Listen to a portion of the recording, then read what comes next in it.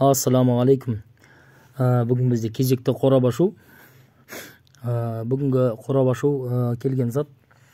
Бұл көптеген құрылғыларда қолданатын зат. Бұл тек қана жаңағыдай бір бағытта емес.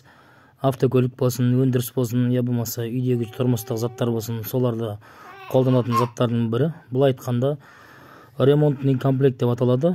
Бұл предохранительдердің жиынтығы.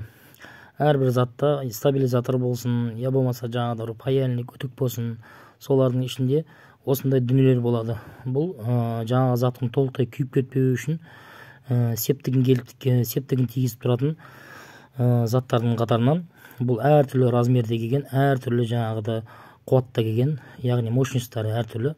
Мына өздеріңіз видеода көріп тұрғандай осындай құрылғы өте бір керемет.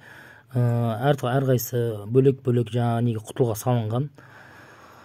Ұнаса видеоға лайк басып, комментарий жазып, каналға жазылып кетіңіздер. Алда болашақта қызықты видеолар салып отырамын.